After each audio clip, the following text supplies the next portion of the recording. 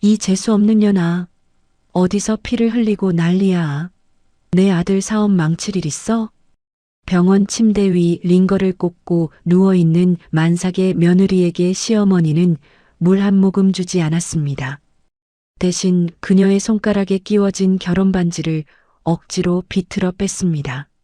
아, 어머님, 왜 그러세요? 제발. 시끄러워. 이거 내 아들 돈으로 산 거잖아. 이혼하는 마당에 네가 이걸 왜 가져가? 며느리의 절규는 차가운 병실벽에 부딪혀 산산조각 났습니다. 남편이 바람 피우는 현장을 목격하고 충격으로 쓰러진 며느리에게 그들이 던진 건 누런 서류 봉투 하나였습니다. 강원도 산골에 다 쓰러져가는 흉가다. 귀신 나온다고 아무도 안 사는 집인데 위자료 퉁치는 셈 치고 이거라도 받든지 아니면 길바닥에 나앉든지 해. 그들은 몰랐습니다.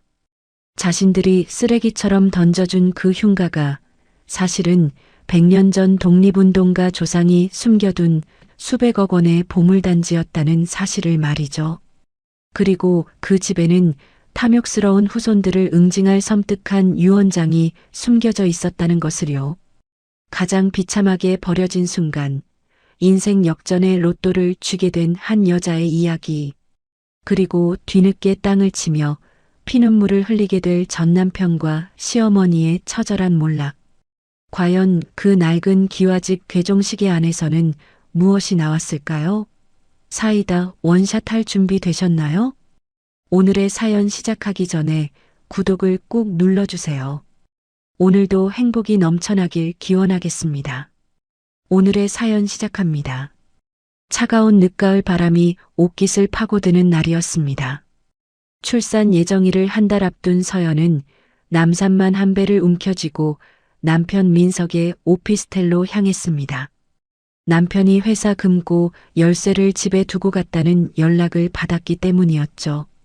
몸이 천근만근이었지만 곤란해할 남편 생각에 걸음을 재촉했습니다. 오피스텔 현관 앞에 선 서연이 비밀번호를 누르려던 찰나 안에서 난뜨거운 웃음소리가 새어나왔습니다. 으이구 예쁜 것, 너는 뭘 먹고 이렇게 살결이 곱냐? 응? 아잉 오빠도 참 간지러워요. 근데 그 배불뚝이 아줌마한테 안 가봐도 돼? 아 재수없게. 그 여편네 얘기는 왜 꺼내? 거울 보면 퍼진 찐빵 같아서 밥맛 떨어진 지 오래야. 서연은 심장이 덜컥 내려앉았습니다. 손이 부들부들 떨려 비밀번호를 몇 번이나 틀린 끝에야 겨우 문을 열 수 있었죠.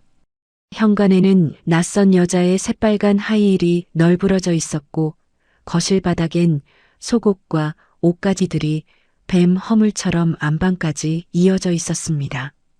열린 방문 틈으로 두 남녀가 엉겨붙어 있는 모습이 적나라하게 들어왔습니다. 당신들 지금 뭐 하는 짓이야?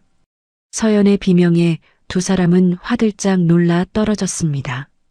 하지만 남편 민석은 이불로 몸을 가리더니 오히려 서연을 벌레 보듯 쳐다보며 인상을 팍 썼습니다. 아, 깜짝이야. 야, 너 미쳤어? 기척도 없이 불쑥불쑥 들어오고 그래.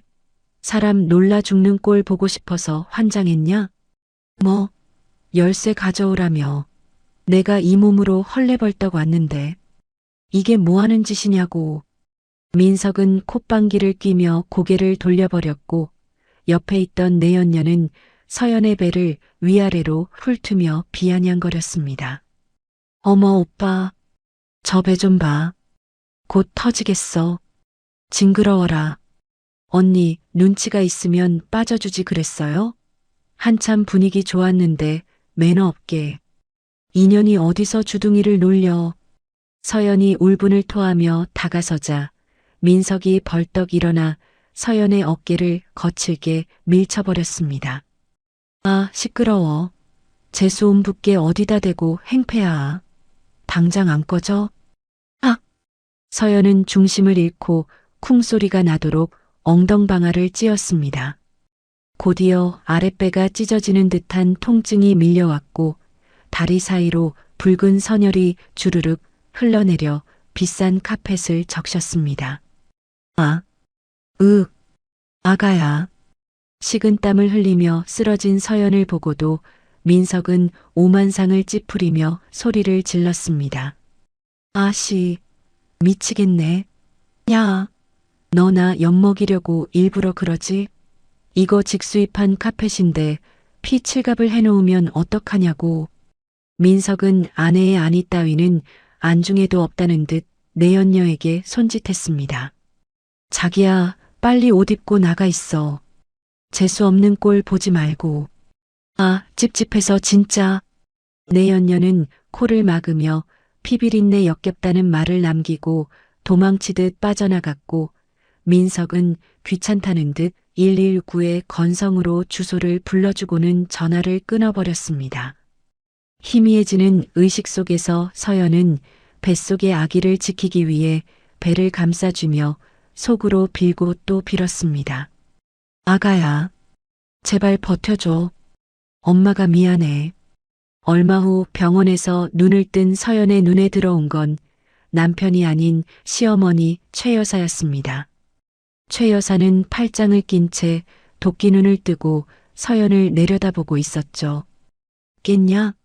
아주 팔자가 늘어졌구나. 늘어졌어. 어머님. 최 여사는 걱정은커녕 침대 옆 탁자에 누런 서류 봉투를 툭 던졌습니다. 긴 말 안 한다. 그 안에 서류 읽어보고 당장 도장 찍어. 봉투 안에는 협의이혼 신청서와 재산 포기 각서가 들어있었습니다. 서연이 기가 막혀 말을 잇지 못하자 최 여사가 쏘아붙였습니다. 네가 들이닥치는 바람에 내 아들이 놀라서 사업 망칠 뻔했다. 어디서 재수없게 피를 흘리고 난리야. 당장 도장 찍어. 안 그러면 양육권 소송 걸어서 그 뱃속에 있는 애 평생 구경도 못하게 만들 테니까. 어머님, 아들이 바람 피운 건데 제가 왜 쫓겨나요? 제가 피해자라고요. 피해자? 사내놈이 계집질 좀 할 수도 있는 거지. 너 때문에 내 아들 스트레스 받아서 탈모 올 지경이다. 잔말 말고 도장 찍어. 최 여사는 서연의 손가락을 뚫어져라 보더니 갑자기 손을 덥석 잡았습니다. 이거 내놔라. 아, 어머님 왜 그러세요? 엄살 부리지 마. 이거 다 내 아들 돈으로 해준 거 아니냐? 이혼하는 마당에 네가 이걸 왜 가지고 나가? 내놔. 최 여사는 서연의 손가락이 꺾이든 말든 결혼 반지를 억지로 빼내고 목에 걸린 목걸이까지 거칠게 뜯어냈습니다. 서연의 목덜미에 붉은 생채기가 났지만 최 여사는 폐물을 주머니에 쑤셔 넣으며 입맛을 다셨습니다. 어휴, 아까운 거. 남 좋은 일 시킬 뻔했네. 서연은 너무나 비참했지만 당장 태어날 아이를 위해 마지막 자존심을 버리고 매달렸습니다. 어머님, 다 가져가세요. 대신 저랑 아이가 지낼 방 한 칸은 마련해 주셔야죠. 갓난쟁이 데리고 길바닥에서 얼어 죽으란 말씀이세요? 최 여사는 잠시 고민하더니 가방에서 낡은 등기권리증 하나를 던졌습니다. 그래. 내 핏줄 가진 년을 길바닥에 내몰았다고 소문나면 우리 체면도 구겨지니까. 자, 옛다. 강원도 산골에 있는 기와집이야. 다 쓰러져 가긴 해도 비바람은 피할 거다. 거기 세금 밀린 것 때문에 골치 아팠는데 네가 명예 가져가면 위자료 퉁치는 걸로 하자. 팔리지도 않는 흉가에 세금만 나가니 며느리한테 떠넘겨서 세금 폭탄도 피하고 생색도 내보려는 속셈이었습니다. 서연은 기가 막혔지만 다른 선택지가 없었습니다. 알겠어요. 받을게요. 대신 명예 이전 확실하게 해주시고 양육권은 제가 갖는 걸로 공증해 주세요. 그리고 다시는 우리 앞에 나타나지 마세요. 오냐. 누가 너 같은 거 보고 싶대냐? 잘 생각했다. 서연은 울며 겨자 먹기로 합의서에 도장을 찍었습니다. 쾅, 쾅. 도장 찍는 소리가 마치 사형 선고처럼 들렸습니다. 며칠 뒤 태어난 서연은 택시를 타고 최 여사가 준 주소지로 향했습니다. 남편 민석은 이미 내연녀와 괌으로 여행을 떠난 뒤였죠. 택시는 한참을 달려 인가라곤 없는 깊은 산속 멈춰 섰습니다. 손님, 나 여기서 돌아갈랍니다. 더는 못 가요. 네, 아직 도착 안 했는데요. 아, 저기 저 집 보시오. 저게 사람 살 집입니까? 동네 사람들이 귀신 나온다고 얼씬도 안 하는 흉가란 말이오. 재수옴 붙기 싫으니까 얼른 내리쇼. 택시기사는 서연이 내리자마자 꽁무니를 빼듯 도망쳐 버렸습니다. 흙먼지 속에 남겨진 서연의 눈앞에 검게 썩어가는 일제강점기 적산가옥이 기괴한 모습을 드러냈습니다. 잡초가 사람 키만큼 자란 마당, 반쯤 떨어져 나간 대문, 그리고 곳곳에 낀 이끼까지. 해는 니엇니엇 저물어가고 까마귀 울음소리가 을씨년스럽게 울려 퍼졌습니다. 서연은 부른 배를 감싸 안으며 입술을 깨물었습니다. 아가야, 엄마가 미안해. 하지만 우리 여기서 어떻게든 살아보자. 엄마가 널 지킬게. 그리고 우리를 이렇게 만든 그 인간들 피눈물 흘리게 만들어줄 거야. 꼭. 어둠이 깔리는 폐가 앞에서 서연의 눈빛만은 형형하게 빛나고 있었습니다. 녹슨 철대문이 끼익하는 소름 끼치는 비명과 함께 열렸습니다. 서연의 발이 마당에 닿자마자 코끝을 찌르는 건 퀴퀴한 곰팡이 냄새와 오래된 나무가 썩어가는 악취였습니다. 어둠이 짙게 깔린 적산가옥은 마치 거대한 괴물이 입을 벌리고 있는 것처럼 보였죠. 서연은 떨리는 손으로 휴대폰 플래시를 켰습니다. 희미한 불빛이 닿는 곳마다 폐허 그 자체였습니다. 마루는 군데군데 내려앉아 구멍이 숭숭 뚫려 있었고 천장에는 거미줄이 쳐져 마치 하얀 커튼처럼 너울거리고 있었죠. 서연이 조심스럽게 거실로 한 발짝 내딛는 순간이었습니다. 직, 직직. 어둠 속에서 시커먼 그림자 몇 개가 서연의 발등을 스치고 지나갔습니다. 야! 서연은 비명을 지르며 제자리에 주저앉고 말았습니다. 어른 팔뚝만한 쥐떼들이 플래시 불빛에 놀라 구석으로 도망치고 있었던 겁니다. 서연은 공포에 질려 온몸을 사시나무 떨듯 떨었습니다. 당장이라도 도망치고 싶었지만 갈 곳이 없다는 현실이 발목을 잡았습니다. 정신 차려, 정서연. 넌 혼자가 아니야. 아가, 엄마가 미안해. 조금만 참자. 서연은 뱃속의 아이를 쓰다듬으며 겨우겨우 몸을 일으켰습니다. 한기를 피할 방이라도 찾아야 했기에 서연은 안방으로 보이는 문지방을 넘었습니다. 그런데 불빛이 벽을 비추는 순간 서연은 숨을 들이켰습니다. 벽지 대신 붉은색 글씨가 쓰인 부적들이 덕지덕지 붙어 있었기 때문입니다.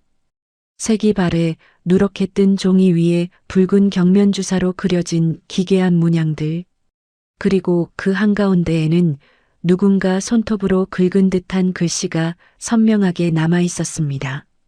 절대 들어오지 마. 다 죽어. 서연은 입을 틀어막았습니다. 등골이 오싹해지며 식은땀이 흘렀습니다. 이곳은 단순히 낡은 집이 아니었습니다. 누군가의 원한과 광기가 서려 있는 살아있는 사람을 거부하는 공간이었습니다. 하지만 서연은 도망칠 힘조차 남아있지 않았습니다. 서연은 부적들이 보이지 않는 구석진 곳에 웅크리고 앉아 짐가방에서 얇은 담요를 꺼내 몸을 감쌌습니다. 목이 타들어가는 듯한 갈증이 밀려왔습니다. 물이라도 마셔야겠다는 생각에 서연은 다시 휴대폰을 들고 뒤뜰 우물가로 나갔습니다. 우물 뚜껑을 여는 순간 썩은 내가 진동을 했습니다. 우물 뚜껑 위에는 누군가 굿이라도 한 듯 말라비틀어진 북어 대가리와 촌농 자국이 어지럽게 널려 있었죠. 우. 서연은 헛구역질을 하며 뒤로 물러섰습니다. 물조차 마실 수 없는 이 지옥 같은 곳에서 서연은 밤새 공포와 추위, 그리고 배고픔과 싸워야 했습니다. 다음 날 아침 창호지 문틈으로 희미한 햇살이 비쳐 들어왔습니다. 서연은 퉁퉁 부은 눈을 비비며 마당으로 나갔습니다. 밤에는 보이지 않았던 집에 흉측한 몰골이 적나라하게 드러났습니다. 검게 그을린 기와와 잡초 무성한 정원은 을씨년스럽기 짝이 없었죠. 그때였습니다. 대문 앞을 지나가던 허리가 굽은 촌로 한 분이 마당에 서 있는 서연을 보고 멈칫했습니다. 어이구, 쯧쯧. 또 젊은 사람이 들어왔네 그려. 촌로는 서연의 만삭배를 보더니 안타깝다는 듯 혀를 찼습니다. 아가씨, 아니 새댁인가? 어쩌자고 이 흉가에 들어왔어? 여긴 산 사람이 살 곳이 못 돼. 서연은 지푸라기라도 잡는 심정으로 대문으로 다가가 물었습니다. 어르신, 이 집이 왜요? 무슨 문제라도 있나요? 문제라니. 저 집주인 양반이 죽으면서 자손들 얼씬도 못하게 하라고 저주를 내렸다는 소문이 파다해. 전에 살던 사람들도 밤마다 이상한 소리가 들린다며 굿도 하고 별짓을 다 했지만 결국 다 미쳐서 나갔어. 새댁도 몸 무거워 보이는데 큰일 치르기 전에 얼른 나가는 게 좋아. 촌로는 그 말만 남기고는 뒤도 돌아보지 않고 황급히 자리를 떴습니다. 마치 전염병이라도 옮을까봐 겁을 먹은 기색이 역력했죠. 서연의 가슴에 불안감이 먹구름처럼 드리웠습니다. 하지만 서연에게는 선택권이 없었습니다. 귀신보다 무서운 게 돈 없는 서름이야. 난 여기서 버텨야 해. 서연은 마음을 다잡고 청소를 시작했습니다. 우물물을 길어 걸레를 빨고 마루에 쌓인 먼지를 닦아냈습니다. 그러다 거실 한 구석, 먼지 쌓인 천에 덮여 있는 거대한 물체를 발견했습니다. 서연이 조심스럽게 천을 걷어내자 사람 키보다 훨씬 큰 육중한 흑단 괴종시계가 모습을 드러냈습니다. 세상에. 서연은 압도적인 시계의 위용에 저절로 뒷걸음질 쳤습니다. 시계는 온통 검은색 흑단 나무로 만들어져 있었고 자개로 박힌 용 문양은 금방이라도 튀어나올 듯 기괴하게 번들거렸습니다. 무엇보다 소름 끼치는 건 시계 바늘이 정확히 밤 12시 자정을 가리킨 채 멈춰 있다는 것이었습니다. 마치 이 집의 시간이 영원한 어둠 속에 갇혀 있다는 것을 암시하는 듯 했죠. 서연은 홀린 듯 시계 앞으로 다가가 먼지를 털어내려 유리문에 손을 댔습니다. 기, 텅. 그 순간 멈춰있던 금색 시계추가 기분 나쁜 쇠 긁는 소리를 내며 왼쪽으로, 그러니까 시계 반대 방향으로 한번 크게 흔들렸습니다. 엄마야. 서연은 쏘스라치게 놀라 주저앉았습니다. 심장이 쿵쾅거려 터질 것만 같았습니다. 분명 태엽을 감지도 않았는데 시계추가 거꾸로 움직이다니요. 서연은 공포에 질려 멍하니 시계를 바라보았습니다. 하지만 시계는 언제 그랬냐는 듯 다시 묵묵부답으로 멈춰 있었죠. 오후가 되자 마을 이장이 찾아왔습니다. 그는 대문 안으로는 들어오지도 않고 밖에서 소리를 질렀습니다. 거기 누구 있소? 아니, 젊은 여자가 겁도 없이 거길 왜 들어가? 아, 안녕하세요. 제가 이번에 이 집으로 이사 왔어요. 서연이 힘겹게 대문 밖으로 나가 인사하자 이장은 인상을 팍 찌푸리며 손사래를 쳤습니다. 이사? 에이구 말도 마쇼. 이 동네 사람들 저 집 때문에 잠도 못 자요. 밤마다 쿵쿵거리고 기계 갈리는 소리가 나서 민원이 끊이질 않는다고. 전에 살던 남자도 그 소리 때문에 신경쇠약 걸려서 한밤중에 도끼 들고 설치다가 쫓겨났어. 아기 엄마도 봉변당하기 싫으면 당장 짐 싸서 나가요. 이장의 경고는 서연을 더욱 고립시켰습니다. 마을 사람들조차 도와주기는커녕 배척하고 있었으니까요. 서연은 굳게 닫힌 대문을 바라보며 입술을 깨물었습니다. 그리고 다시 밤이 찾아왔습니다. 산속의 밤은 도시보다 훨씬 빠르고 깊게 찾아왔습니다. 사방은 칠흑 같은 어둠에 잠겼고 산짐승 울음소리가 끼익 끼익하며 신경을 긁어댔습니다. 산바람이 불 때마다 낡은 창호지 문이 덜컹거렸고 지붕 위에서는 고양이인지 아니면 다른 무언가인지 모를 것들이 쿵쿵거리며 뛰어다녔습니다. 서연은 얇은 이불 하나의 의지에 안방 구석에 웅크리고 있었습니다. 무서움에 떨면서도 배를 쓰다듬으며 아이에게 말을 걸었습니다. 괜찮아. 괜찮아, 아가야. 바람소리야. 그냥 바람소리일 뿐이야. 하지만 서연의 노력은 자정이 가까워지자 산산조각 났습니다. 거실 쪽에서 들려오기 시작했습니다. 처음엔 아주 작게 틱, 틱 하는 소리였습니다. 그러다 점점 소리가 커지더니 끼릭, 끼리릭 하며 녹슨 톱니바퀴가 억지로 맞물리는 소리가 났습니다. 서연은 숨을 죽이고 귀를 기울였습니다. 그 소리는 분명 아까 낮에 보았던 그 괴종시계에서 나는 소리였습니다. 콰드득, 쾅, 끼리리릭. 갑자기 시계 내부에서 무언가 부서지는 듯한 굉음이 터져 나왔습니다. 마치 시계가 비명을 지르는 것 같기도 하고 거대한 짐승이 뼈를 씹어먹는 소리 같기도 했습니다. 아, 그만해. 제발 그만해. 서연은 귀를 틀어막고 비명을 질렀습니다. 공포가 극에 달해 온몸의 피가 얼어붙는 것 같았습니다. 하지만 소리는 멈추지 않았습니다. 오히려 서연의 비명을 비웃기라도 하듯 더욱 크고 날카롭게 집안을 울렸습니다. 뱃속의 아이도 공포를 느끼는지 발로 배를 세게 걷어차며 요동을 쳤습니다. 서연은 이불을 뒤집어 쓰고 덜덜 떨며 밤새 한숨도 자지 못했습니다. 뜬 눈으로 지옥 같은 밤을 지새우며 서연은 생각했습니다. 이대로 있다가는 정말 마을 사람들 말대로 미쳐버릴지도 모른다고요. 아니, 자신이 미치는 건 상관없지만 뱃속의 아이까지 잘못될까봐 그게 더 두려웠습니다. 다음 날 아침 해가 뜨자마자 거짓말처럼 소음이 멈췄습니다. 서연은 퀭한 눈으로 거실로 나왔습니다.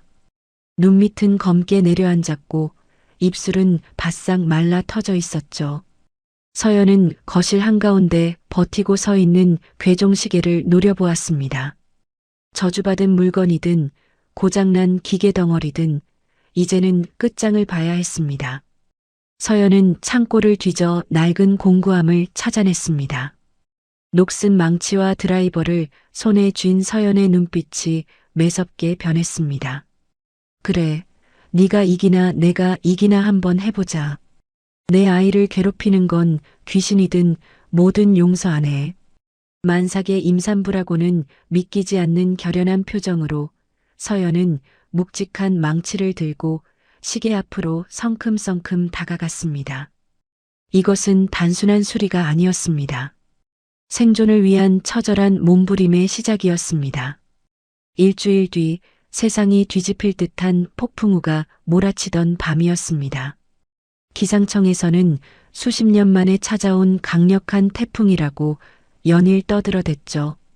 서연이 머무는 산속 깊은 적산가옥은 그야말로 바람 앞에 등불 신세였습니다. 낡은 기와지붕이 덜컹 덜컹하며 금방이라도 날아갈 듯 위태로운 소리를 냈고 천장 곳곳에서는 빗물이 폭포수처럼 쏟아져 내렸습니다. 집안은 이미 물바다가 되어 발목까지 차오를 지경이었죠. 서연은 물에 젖은 이불 위에 웅크린 채 식은 땀을 흘리고 있었습니다. 예정일이 아직 며칠 남았는데 아랫배가 뭉치고 허리가 끊어질 듯한 통증이 주기적으로 찾아왔습니다. 진통이 시작된 겁니다. 으윽, 아가야. 지금은 안 돼. 조금만. 흑. 서연은 배를 감싸 쥐며 고통을 참아냈습니다. 밖에서는 천둥 번개가 번쩍이며 창호지 문을 하얗게 밝혔다 어둡게 하기를 반복했습니다. 마치 공포 영화의 한 장면처럼 서연의 그림자가 벽 위에서 춤을 췄죠.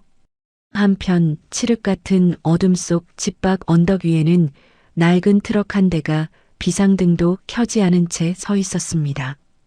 운전석에는 며칠 전부터 이 집을 주시해온 김 노인이 앉아 있었죠. 그는 망원경으로 위태롭게 흔들리는 기와집을 바라보며 누군가와 통화하고 있었습니다. 예, 카카. 태풍이 심상치 않습니다. 집이 낡아서 저러다 무너질지도 모릅니다. 안에 임산부가 혼자 있는데. 예, 일단 대기하라고요? 아니, 사람 목숨이 달린 일 아닙니까? 김노인은 초조한 듯 핸들을 툭툭 쳤습니다. 굵은 빗줄기가 트럭 앞 유리를 때려 앞이 잘 보이지 않을 정도였지만 그의 시선은 오직 서연이 있는 그 낡은 집, 정확히는 거실 쪽을 향해 고정되어 있었죠. 집안의 상황은 최악으로 치닫고 있었습니다. 천둥 소리가 과광 하고 울릴 때마다 거실에 있는 괴종시계가 미친 듯이 울어대기 시작했습니다. 땡, 땡, 땡. 단순한 종소리가 아니었습니다. 시계 내부의 태엽이 끊어질 듯 팽팽하게 돌아가며 내는 끼익, 까드득 하는 금속성 소음이 섞여 있었죠.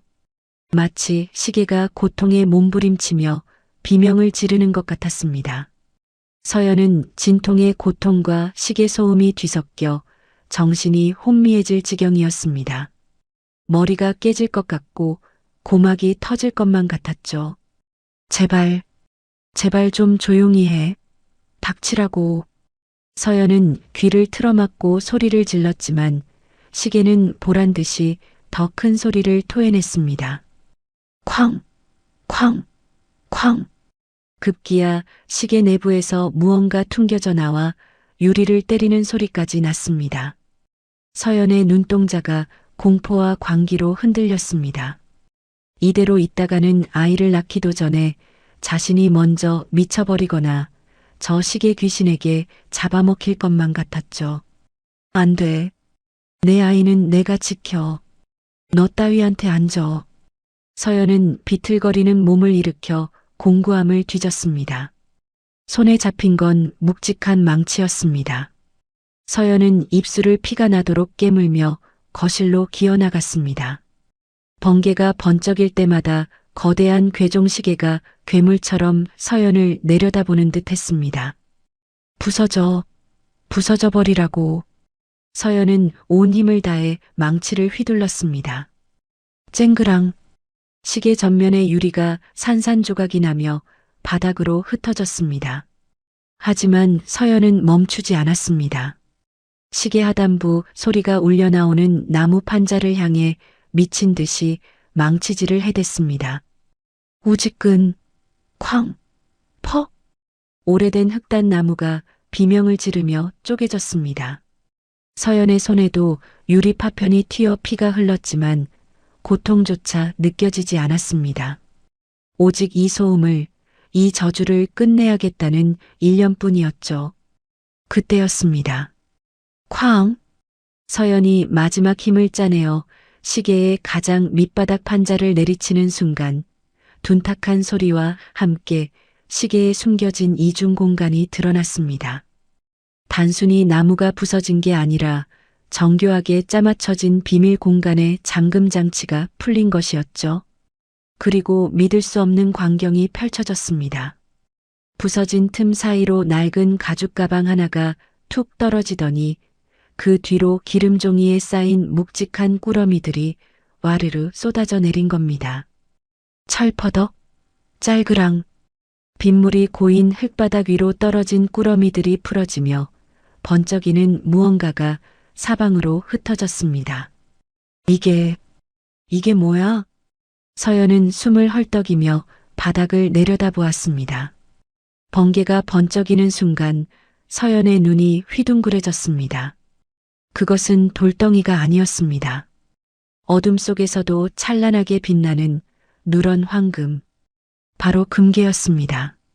하나도 아니고 수십 개가 넘는 금괴들이 바닥을 황금빛으로 물들이고 있었죠. 그뿐만이 아니었습니다. 낡은 서류 봉투가 터지며 빛바랜 종이 뭉치들이 쏟아져 나왔는데 한눈에 봐도 예사 물건이 아닌 듯한 한자가 빼곡히 적힌 문서와 채권들이었습니다. 비현실적인 상황에 서연이 멍하니 입을 벌리고 있는 사이 밖에서 엄청난 굉음이 들려왔습니다. 쿵! 시계를 부수는 소리를 집이 무너지는 소리로 착각한 김노인이었습니다. 그는 트럭에서 뛰어내려 빗속을 뚫고 대문으로 돌진했습니다. 이봐요. 세댁, 괜찮아요? 잠겨있던 대문이 김노인의 억센 발길질에 힘없이 부서져 나갔습니다. 검은 우비를 입고 손전등을 비추며 달려오는 거구의 남자를 본 서연은 그가 자신을 구하러 온 사람이라는 생각은 꿈에도 하지 못했습니다. 그저 이 금괴를 노리고 온 강도라고 생각했죠. 안 돼. 오지 마. 서연은 바닥에 흩어진 금괴를 본능적으로 몸으로 가리며 손에 쥐고 있던 깨진 유리 조각을 치켜들었습니다. 현관문이 벌컥 열리고 흠뻑 젖은 김노인이 안으로 들어섰습니다. 그의 손전등 불빛이 바닥에 널린 금괴와 서연을 비췄습니다. 김노인은 바닥에 깔린 엄청난 양의 금괴를 보고 잠시 멈칫했지만 곧바로 시선을 돌려 피를 흘리며 떨고 있는 서연에게 집중했습니다. 집이 무너질까 봐 왔소. 다친 데 없소? 하지만 공포에 질린 서연의 귀에는 아무것도 들리지 않았습니다. 오지 마. 저리 가. 이거 내 거야. 우리 아기 거라고. 서연은 뒷걸음질 치며 악을 썼습니다. 김노인이 한 발짝 다가서자 서연이 유리 조각을 휘두르려던 찰나 투둑. 서연의 몸 안에서 무언가 끊어지는 느낌이 났습니다.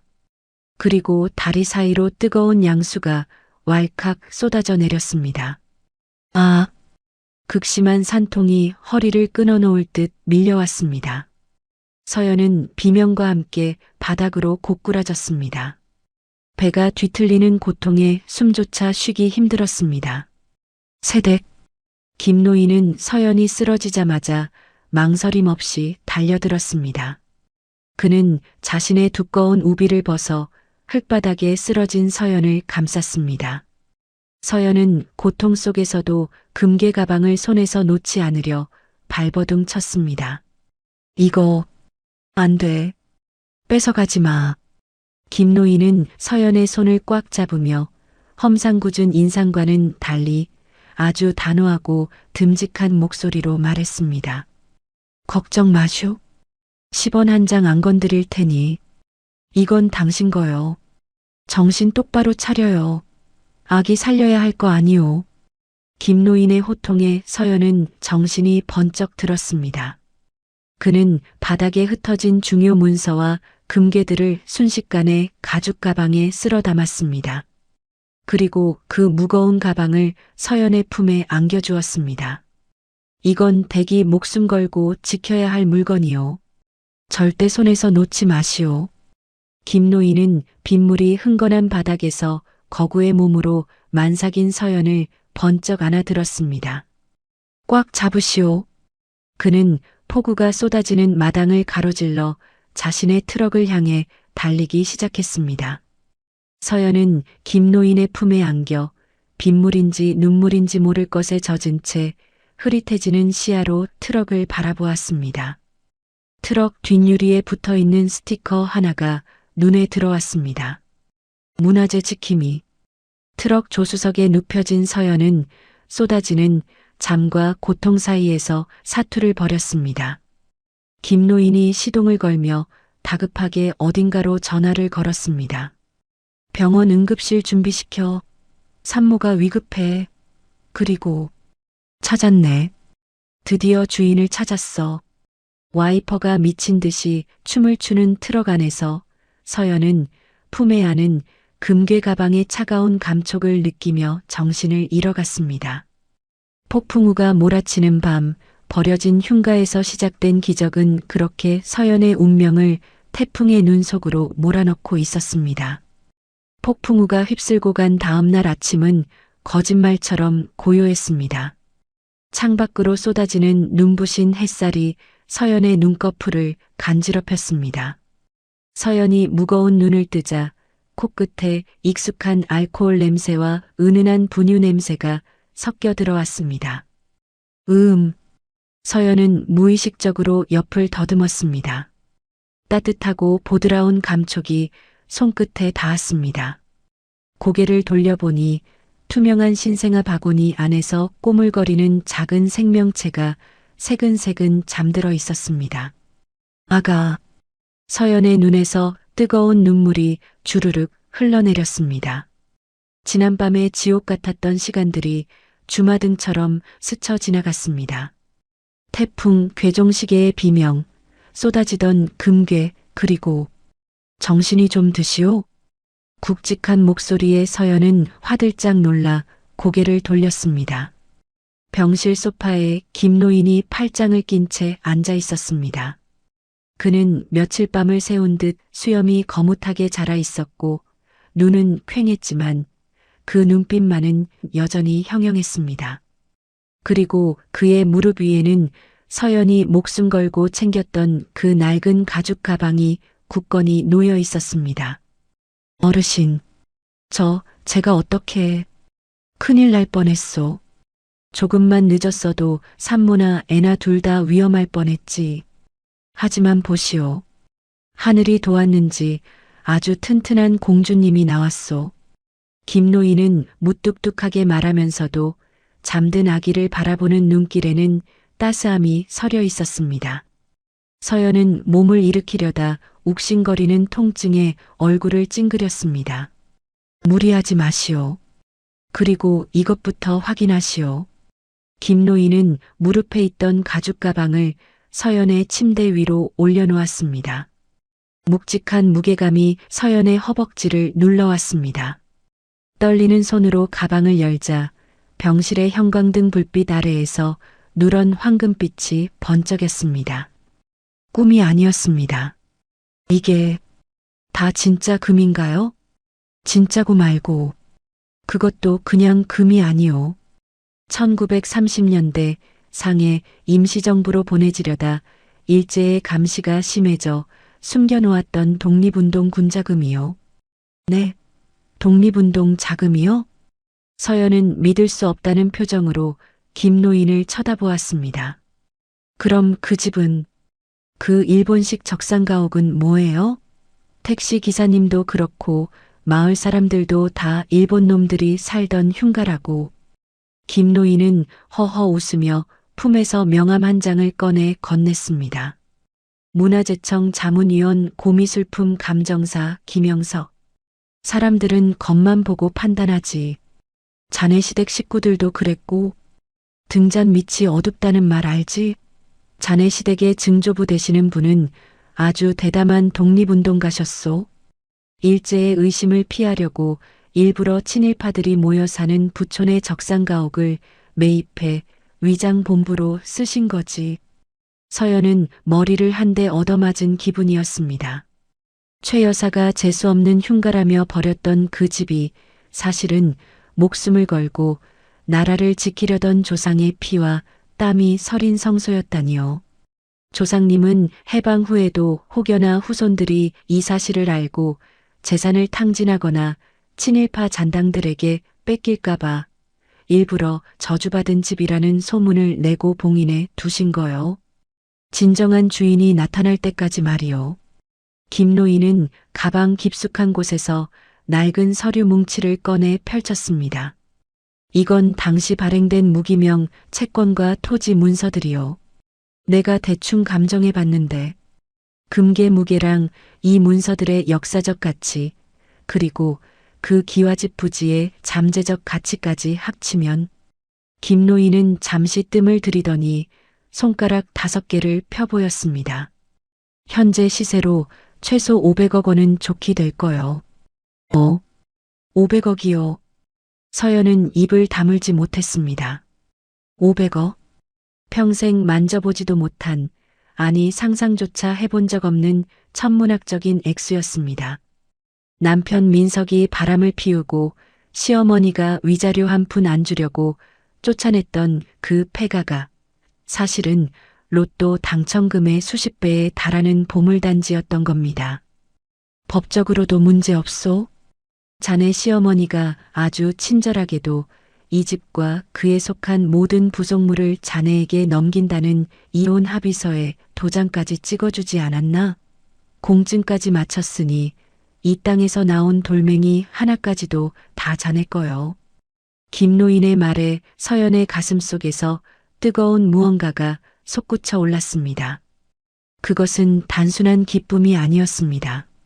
자신을 헌신짝처럼 버린 사람들에 대한 통쾌한 반격의 서막이 열리는 순간이었죠. 어르신, 감사합니다. 정말 감사합니다. 서연은 김노인의 거친 손을 잡고 하염없이 눈물을 흘렸습니다. 김노인은 쑥스러운 듯 헛기침을 하며 서연의 어깨를 툭툭 쳐주었습니다. 퇴원 후 서연의 삶은 180도 달라졌습니다. 김노인의 도움으로 유물 중 역사적 사료는 박물관에 기탁하고 금괴와 채권 일부를 현금화하여 수백억 원의 자산을 통장에 넣었습니다. 통장에 찍힌 0의 개수를 볼 때마다 심장이 쿵쾅거렸지만 서연은 들뜨지 않았습니다. 주변에서는 그 돈이면 강남에 빌딩을 사고 평생 놀고 먹어도 된다며 그 낡은 기와집 따위는 밀어버리라고 조언했습니다. 하지만 서연의 생각은 달랐습니다. 아니요. 그 집은 저를 살렸고 우리 아기를 지켜줬어요. 그냥 둘 수 없어요.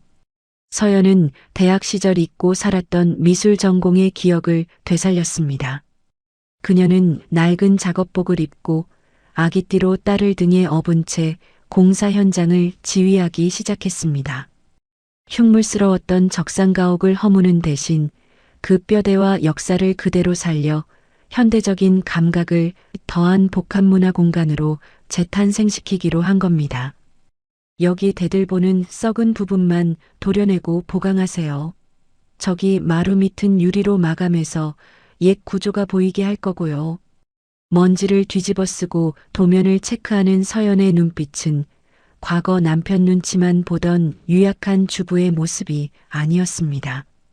그녀는 강인한 엄마이자 냉철한 사업가로 변모해 가고 있었습니다. 공사가 한창이던 어느 날 또 하나의 기적 같은 일이 벌어졌습니다.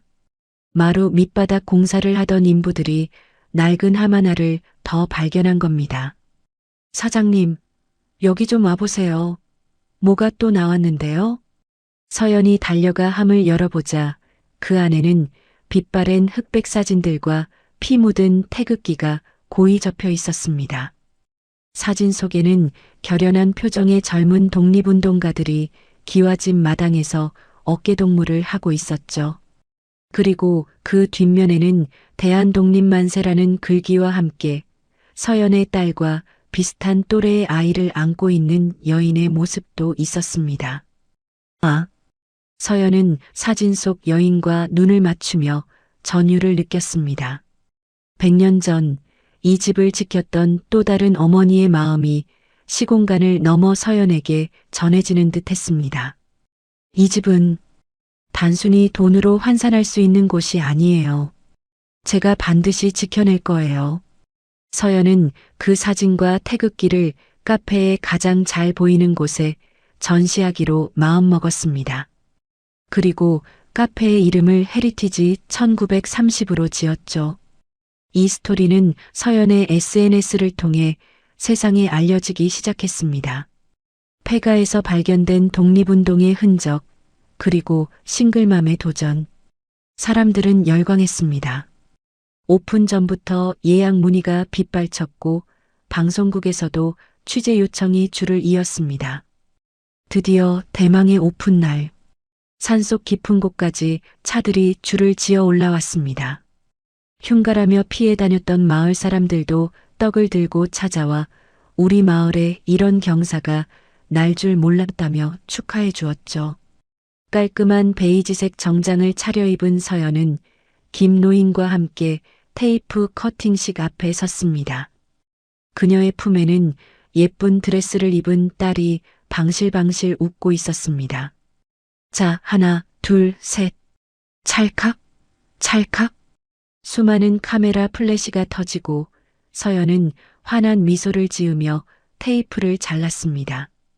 고풍스러운 기와지붕 아래 통유리로 마감된 세련된 카페 안으로 사람들이 물밀듯이 들어왔습니다.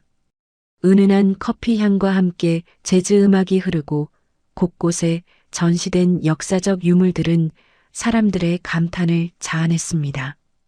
계산대 앞에는 줄이 끝도 없이 이어졌습니다. 포스기에서는 띵동, 띵동하는 경쾌한 소리가 쉴 새 없이 울렸죠. 첫날 매출 정산을 마친 매니저가 흥분된 목소리로 달려왔습니다. 대표님, 대박입니다. 오늘 하루 매출만 1억이 넘어요. 준비한 재료가 다 떨어져서 조기 마감해야 할 것 같습니다. 정말요? 고생했어요, 다들. 서연은 떨리는 손으로 매출 전표를 받아들었습니다. 1억 2,500만 원. 하루 매출이 과거 남편에게 생활비로 받으며 눈치 보던 1년치 돈보다 많았습니다. 모든 손님이 돌아가고 직원들도 퇴근한 늦은 밤. 서연은 텅 빈 카페 로비에 앉아 창밖을 바라보았습니다. 조명을 받아 황금빛으로 빛나는 기와집의 풍경은 그야말로 장관이었습니다. 서연은 잠든 딸의 볼에 입을 맞추며 조용히 속삭였습니다. 아가야, 봤지? 엄마가 해냈어. 이제 우리는 돈 때문에 울지 않을 거야. 그리고 아무도 그 누구도 우리를 무시하지 못하게 만들 거야. 유리창에 비친 서연의 얼굴은 더 이상 눈물로 얼룩진 패배자의 얼굴이 아니었습니다. 그것은 승리자의 얼굴이자 다가올 폭풍 우 앞에서도 절대 물러서지 않겠다는 여전사의 얼굴이었습니다. 하지만 서연은 알고 있었습니다. 빛이 강할수록 그림자도 짙어진다는 것을. 자신의 성공 소식이 세상에 퍼질수록 어둠 속에 숨어있는 탐욕스러운 하이에나들이 냄새를 맡고 몰려올 것이라는 사실을 말이죠. 올 테면 와봐. 예전의 정서연이 아니니까. 서연은 차갑게 식은 커피를 단숨에 들이켰습니다. 쓴맛 뒤에 오는 묘한 달콤함이 앞으로 펼쳐질 복수의 맛처럼 느껴졌습니다. 시간은 유수와 같이 흘러 어느덧 3년이라는 세월이 지났습니다. 강산이 변한다는 10년의 3분의 1도 안 되는 시간이었지만 서연의 인생은 천지개벽 수준으로 바뀌어 있었습니다. 따스한 봄 햇살이 내리쬐는 주말 오후 헤리티지 1930의 주차장은 이미 고급 세단과 외제차들로 발 디딜 틈이 없었습니다. 고풍스러운 기와 지붕과 현대적인 통유리 건물이 조화를 이룬 카페 앞에는 입장을 기다리는 줄이 100m 넘게 늘어서 있었죠. 여기가 그 유명한 폐가 카페야? 와, 진짜 멋있다. 여기 사장님이 미혼모라며? 완전 성공 신화잖아. 멋진 여성 CEO로 상도 받으셨대. 사람들의 동경 어린 시선을 받으며 서연은 카페 2층 테라스에서 아래를 내려다보고 있었습니다. 세련된 단발머리에 몸에 딱 맞는 네이비색 정장을 입은 그녀에게서 과거의 주눅든 모습은 찾아볼 수 없었습니다. 우아하고 기품 있는 그야말로 성공한 사업가의 아우라가 뿜어져 나왔죠. 서연의 곁에는 어느새 훌쩍 자란 4살배기 딸 지민이가 예쁜 원피스를 입고 뛰어놀고 있었습니다. 엄마, 저기 봐요. 나비예요. 우리 지민이 조심해서 놀아야지. 넘어질라. 서연은 딸을 보며 환하게 웃었습니다. 지옥 같았던 과거를 딛고 일어선 지금, 이 평화로운 순간이 꿈만 같았습니다. 하지만 서연은 몰랐습니다. 빛이 강할수록 그림자도 짙어진다는 것을, 그리고 그 어둠 속에서 탐욕스러운 악기들이 다시금 눈을 뜨고 있다는 사실을 말이죠. 화면이 바뀌어 서울 변두리의 한 곰팡이 핀 반지하 단칸방. 대낮인데도 빛이 잘 들지 않아 어두컴컴한 방 안에서는 퀴퀴한 썩은 내가 진동을 했습니다. 방바닥에는 먹다 남은 컵라면 용기와 소주병이 뒹굴고 있었고, 한쪽 구석에는 낡은 이불을 뒤집어 쓴 노파가 콜록거리며 앓는 소리를 내고 있었죠. 바로 서연의 전 시어머니 최 여사였습니다. 아이고, 내 팔자야. 목말라. 물 좀 다오. 최 여사가 쉰 목소리로 불렀지만 좁은 방 안에 누워있던 아들 민석은 들은 척도 하지 않았습니다. 민석의 몰골은 처참했습니다. 3년 전 말끔하던 양복 차림의 호남형 얼굴은 온데간데였고, 며칠은 안 씻은 듯 떡진 머리에 퀭한 눈 덥수룩한 수염까지 영락없는 노숙자 꼴이었습니다.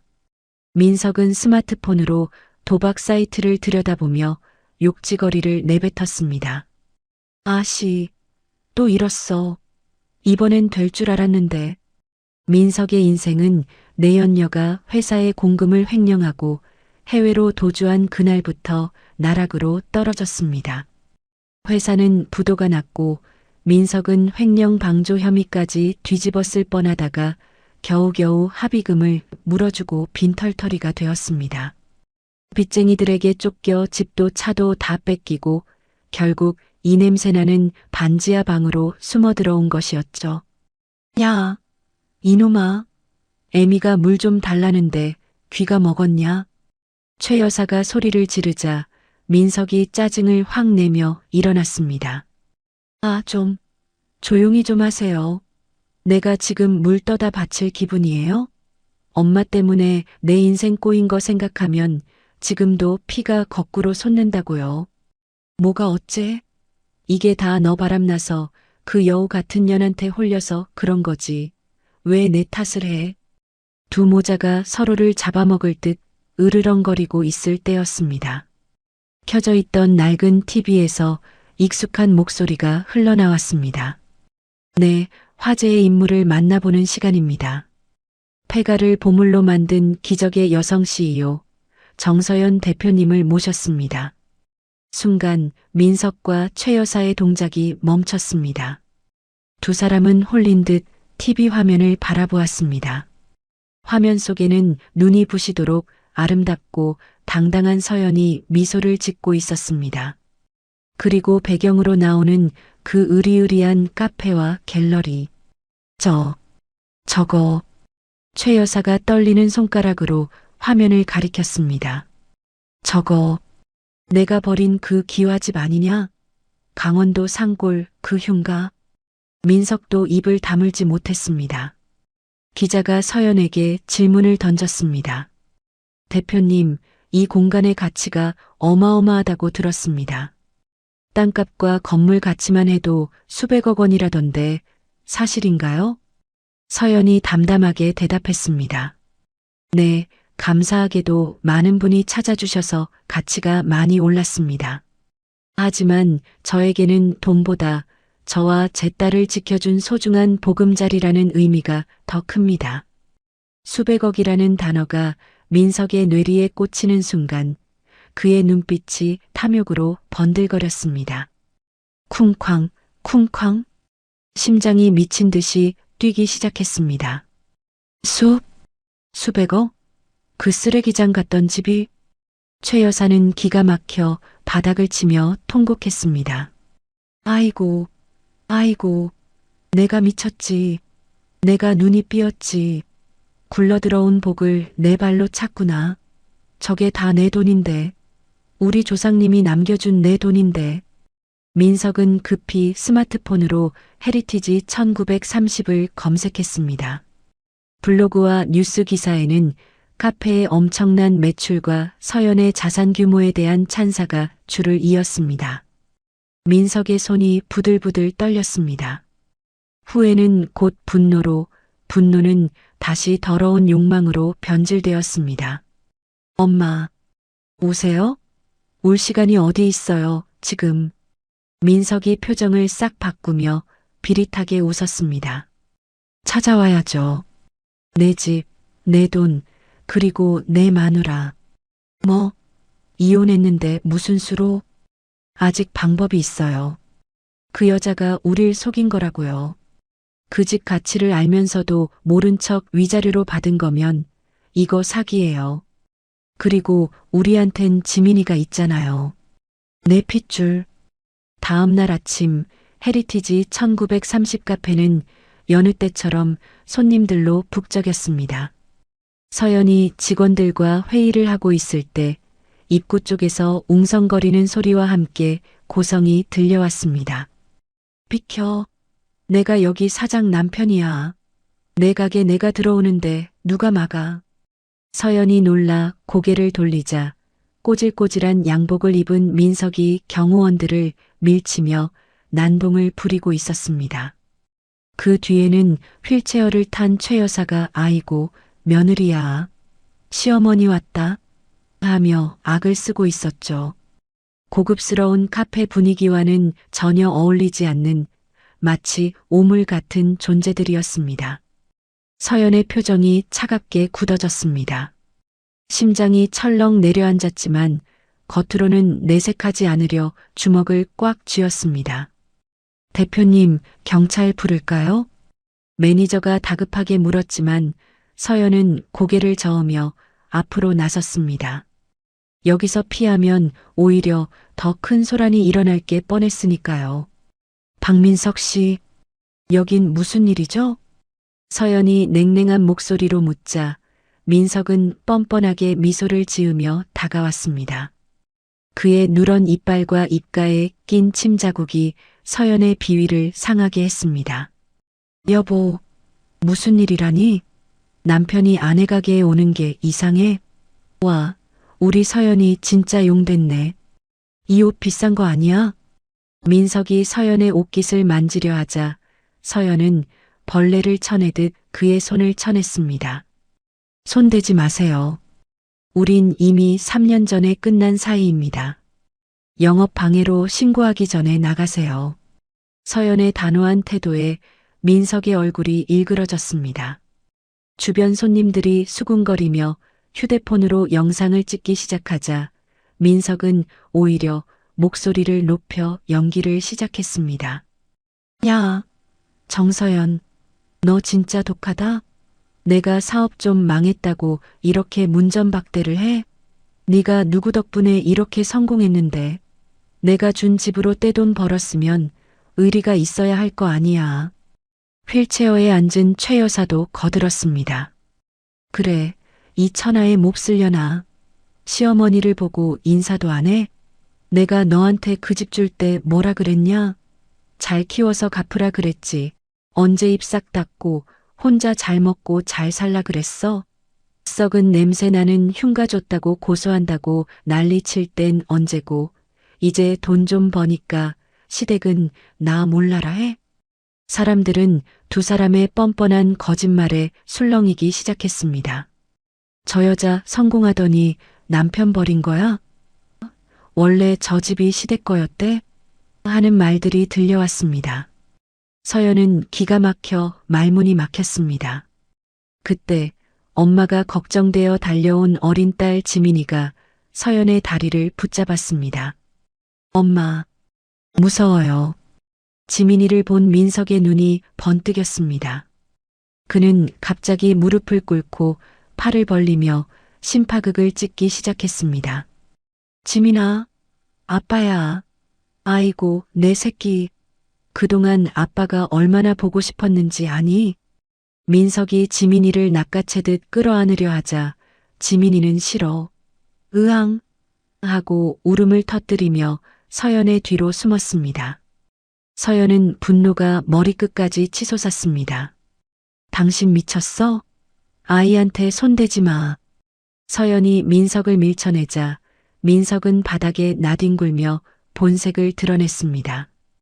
이 여자가 남편을 쳐? 야, 내 핏줄 내놔.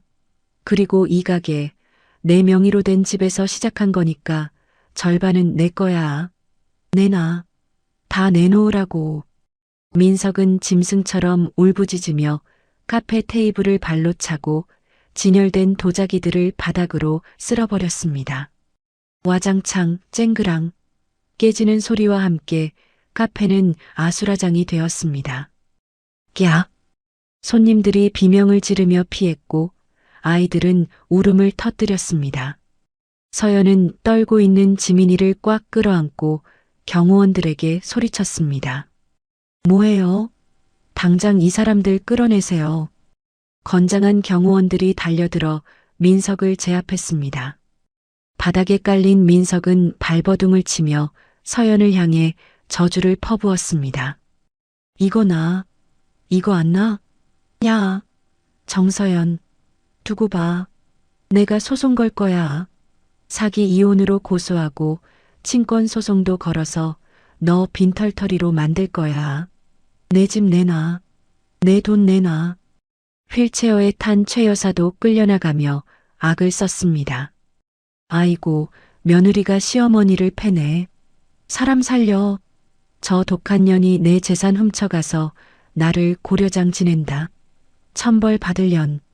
민석과 최 여사가 쫓겨나고 난 뒤 카페에는 무거운 정적만이 감돌았습니다. 바닥에는 깨진 도자기 파편들이 낭자했고 서연의 옷은 민석이 튀긴 침과 오물로 더러워져 있었죠. 서연은 놀란 가슴을 진정시키려 애쓰며 지민이를 토닥였습니다. 괜찮아, 아가. 엄마가 미안해. 괜찮아. 지민이를 달래는 서연의 손은 덜덜 떨리고 있었습니다. 민석의 마지막 외침, 소송이라는 단어가 귓가에 맴돌았습니다. 법적으로 완전히 끝났다고 생각했는데 그들이 작정하고 덤벼든다면 혹시라도 아이를 뺏기거나 이 소중한 공간을 잃게 된다면 서연의 등 뒤로 서늘한 공포가 스치고 지나갔습니다. 화려한 성공 뒤에 숨어있던 과거의 망령이 이제 막 서연의 발목을 잡으려 하고 있었습니다. 창밖에서는 다시금 먹구름이 몰려오고 있었습니다. 마치 3년 전 그 태풍이 불던 밤처럼 말이죠. 소장이 접수된 지 며칠 후 서연의 천국 같던 일상은 순식간에 지옥으로 변해버렸습니다. 헤리티지 1930 카페 앞은 이른 아침부터 진을 친 사람들로 북새통을 이루고 있었습니다. 하지만 그들은 커피를 마시러 온 손님이 아니었습니다. 카메라와 삼각대, 마이크를 든 일명 사이버 레카라 불리는 인터넷 방송꾼들이었죠. 민석이 인터넷 커뮤니티에 올린 조강지쳐 버린 줄 알았던 남편, 알고 보니 꽃뱀 아내에게 당했다라는 제목의 글이 조회수 수백만 회를 기록하며 화제가 된 탓이었습니다. 민석은 그래서 자신을 사업 실패 후 아내에게 버림받고 재산까지 뺏긴 비운의 가장으로 포장했고 서연을 시댁의 조상 땅이 금싸라기 땅인 걸 미리 알고 이혼을 유도해 가로챈 희대의 악녀로 묘사해 놓았습니다. 자, 여러분. 지금 보고 계신 저 으리으리한 건물이 바로 그 문제의 카페입니다. 시어머니를 고려장 지내고 뺏은 돈으로 지었다는 소문이 있는데요. 제가 직접 확인해 보겠습니다. 한 유튜버가 카메라를 들고 카페 입구로 돌진했습니다. 그가 직원에게 다짜고짜 마이크를 들이대며 소리쳤습니다. 여기 사장님, 진짜 시댁 돈 먹고 튀은 거 맞습니까? 예. 대답 좀 해보세요. 나가주세요. 영업 방해입니다. 직원들이 막아서자 그들은 오히려 피해자 코스프레를 하며 악을 썼습니다. 여러분 보셨죠? 저 당당한 태도. 찔리는 게 없으면 왜 피합니까? 카페 유리창에는 밤새 누군가 던진 날달걀 자국이 비릿하게 말라붙어 있었고 하얀 외벽에는 붉은색 스프레이로 도둑년 꽃뱀, 내 돈 내놔라는 섬뜩한 낙서가 도배되어 있었습니다. 손님들의 발길은 뚝 끊겼습니다. 예약 취소 전화가 빗발쳤고 그나마 카페에 남아있던 손님들도 유튜버들이 무단으로 얼굴을 찍어대는 통에 불쾌해하며 자리를 떴습니다. 설상가상으로 최 여사는 휠체어를 타고 시청 앞으로 나갔습니다. 그녀의 목에는 며느리에게 뺏긴 500억, 억울해서 못 산다라고 적힌 피켓이 걸려 있었습니다. 그녀는 지나가는 사람들을 붙잡고 눈물을 쥐어짜며 호소했습니다. 아이고, 젊은 양반. 내 말 좀 들어보소. 며느리가 나를 때리고 밥도 굶기더니 내 전 재산을 훔쳐서 도망갔어. 내가 그년 만삭일 때도 지극정성으로 밥해 먹였는데 은혜를 원수로 갚네. 아이고. 최 여사의 거짓 연기는 SNS를 타고 빠르게 퍼져나갔고 여론은 서연에게 불리하게 돌아가기 시작했습니다. 사람들은 진실에는 관심이 없었습니다. 그저 자극적인 가십거리를 씹고 뜯으며 성공한 젊은 여성을 추락시키는 데서 쾌감을 느낄 뿐이었죠. 서연은 사무실에 갇혀 바깥 상황을 CCTV로 지켜보며 입술을 피가 나도록 깨물었습니다. 하지만 진짜 위기는 여론이 아니라 법원이었습니다. 민석 측이 선임한 대형 로펌 변호사가 보낸 소장은 생각보다 치밀하고 날카로웠습니다. 민법 제109조 착오로 인한 의사표시의 취소. 민석 측의 주장은 이랬습니다. 이혼 당시 원고 민서와 모친 최 여사은 해당 가옥에 매작물 금괴 등이 존재한다는 사실을 전혀 몰랐다. 만약 알았다면 절대 그 집을 위자료로 주지 않았을 것이다. 이는 법률행위의 중요 부분에 대한 착오이므로 재산분할 계약은 원천 무효다. 서연의 담당 변호사는 소장을 훑어보며 한숨을 내쉬었습니다. 대표님, 솔직히 말씀드리겠습니다. 상황이 좋지 않습니다. 네? 그게 무슨 말씀이세요? 합의서에 공증까지 다 받았잖아요. 서연이 다급하게 묻자 변호사는 안경을 고쳤으며 난처한 표정을 지었습니다. 상대방 논리가 법리적으로 꽤 타당합니다. 법원에서는 만약 금괴의 존재를 알았다면 헐값에 넘기지 않았을 것이라는 주장을 받아들일 가능성이 큽니다.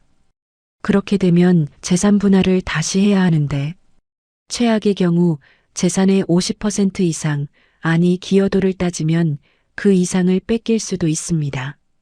그럴 수가. 그럼 제 아이는요? 양육권은요? 그쪽에서 친권 변경 청구 소송도 같이 걸었습니다.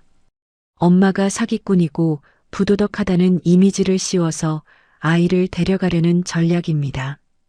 요즘 인터넷 여론도 안 좋아서 가사 조사관이 나오면 불리하게 작용할 수도 있습니다. 서연의 눈앞이 캄캄해졌습니다. 돈은 잃어도 상관없었습니다.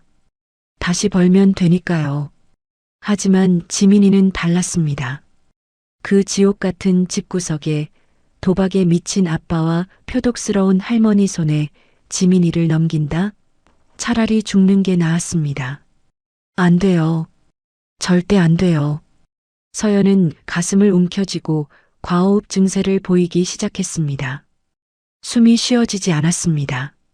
손발이 저려오고 심장이 터질 것 같았습니다. 대표님, 정신 차리세요. 직원들이 달려와 서연을 부축했지만 서연의 귀에는 아무것도 들리지 않았습니다. 오직 민석의 비웃는 얼굴과 울부짖는 지민이의 환청만이 귓가를 맴돌았습니다. 그날 밤 서연은 모두가 퇴근한 텅 빈 카페에 홀로 남았습니다. 밖에는 3년 전 그날처럼 추적추적 비가 내리고 있었습니다. 서연은 불 꺼진 카페 로비 한가운데에 놓인 이제는 멈춰버린 낡은 괴종시계 앞에 주저앉았습니다. 내가 욕심을 부린 걸까? 그냥 그때 도망쳤어야 했나? 서연은 시계의 차가운 유리에 이마를 대고 흐느꼈습니다. 억울했습니다. 죽을 만큼 힘들게 버텨서 얻은 행복인데 왜 저런 악마들은 벌을 받지 않고 다시 나타나 자신을 괴롭히는 건지 하늘이 원망스러웠습니다. 엄마가 미안해, 지민아. 엄마가 너무 약해서. 서연이 절망의 늪에 빠져 허우적거리고 있을 때였습니다. 또, 다 죽어가는 소리 하고 있네. 어둠 속에서 묵직한 목소리가 들려왔습니다. 서연이 놀라 고개를 드니 김노인이 젖은 우산을 털며 다가오고 있었습니다. 그는 여전히 퉁명스러운 표정이었지만 손에는 낡은 보자기에 쌓인 무언가를 소중히 들고 있었죠. 어르신, 여긴 어떻게? 변호사한테 얘기 들었어. 놈들이 법으로 나온다지? 내 그럴 줄 알았어. 피가 어디 가겠나? 그 조상의 그 후손이지. 김노인은 서연의 옆자리에 털썩 주저앉으며 혀를 찼습니다. 서연이 자네, 내가 3년 전에 시계 해체할 때 금괴 말고 다른 거 나온 건 없냐고 물었었지? 서연은 눈물 젖은 눈으로 고개를 끄덕였습니다. 그때 그냥 잡동사니만 나왔다고 하셨잖아요. 거짓말이었어. 김노인은 들고 있던 보자기의 매듭을 풀었습니다. 그 안에는 가로세로 10cm 정도 되는 아주 작고 낡은 흑단 상자 하나가 들어 있었습니다. 상자의 틈새는 붉은 밀랍으로 단단히 봉인되어 있었고 겉면에는 유언이라는 두 글자가 한자로 새겨져 있었습니다. 이게 뭐예요? 시계의 가장 깊은 곳, 태엽통 안쪽에 숨겨져 있던 거야. 나도 처음엔 그냥 부속품인 줄 알았는데 흔들어 보니 소리가 나더군.